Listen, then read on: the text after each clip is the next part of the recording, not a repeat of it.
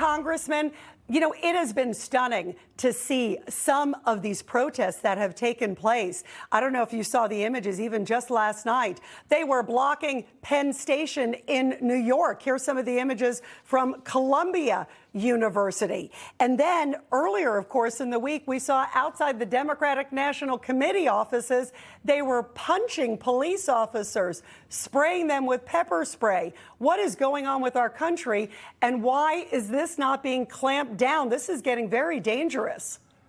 It really is. And as you mentioned, we had our hearing on the Ways and Means this week to talk about all these heinous acts that have gone on since October 7th across the country. And, you know, it really is, it's turned into a situation where it's really not safe. I mean, people on our college campuses, I mean, they're threatened with assault, threatened with rape, or even to be killed through that process. And, you know, I think it goes back to so much, and particularly on our universities, the professors are willing to spread this untruthful scenario or even distortion that they're trying to teach our young men and women as they're trying to learn what the truth is. And you have so many people exposed to these things that are not true. We've seen just recently, we saw TikTok released a video from Osama bin Laden, this letter to America.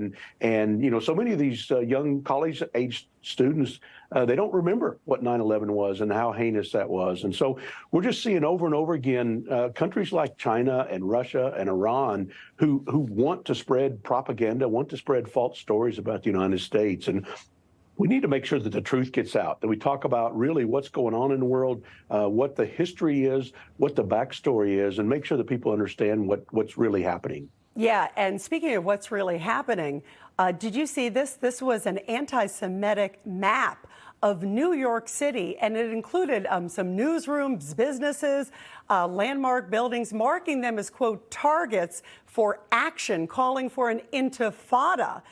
Why isn't the Biden White House clamping down on this? And they actually did show up at a number of locations. And they also went to the office of Senator Chuck Schumer in New York. They also spray painted some horrible words in front of Congressman Dan Golden, both Democrats. They're angry at their own party. Why isn't the Democratic Party and others really clamping down? This is getting very serious. It really is. And the fact of this mindset of defund the police and not holding people accountable for illegal acts that they commit, this has been a message of the Democrat Party for so long. And now the country's starting to suffer because of that.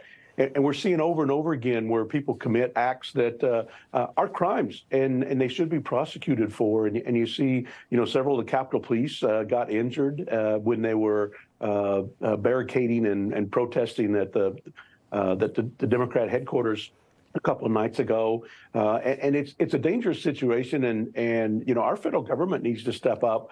We need to have the FBI and the Department of Justice focus on people that are committing these illegal acts, and actually focus on making sure that they enforce the laws that they're sworn to uphold. Yeah, and you are, as you pointed out just now, on the House Ways and Means Committee. The Education Department, finally, the Department of Education is now investigating alleged anti-Semitism, and they said Islamophobia as well. They put both of them in there at Cornell, Columbia, University of Pennsylvania, and at least 4 other schools across the U.S.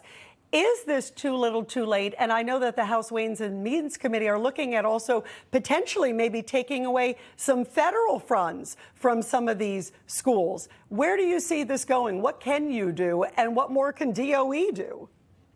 It really is too little too late. I mean, they basically just did it because they were shamed into having to do something. And it was really unfortunate. I mean, I would almost say despicable, but that to see the college presidents not stand up when some of these attacks were starting back over the last few weeks, and to not stand up for protecting their students on campus. And so we're looking at all avenues, and particularly we're seeing some of these groups that are formed hide under our tax code, and they pretend that they're educational resources, or they pretend that they're groups that try to provide information, when in reality they're fronts for some of these violent acts that are out there.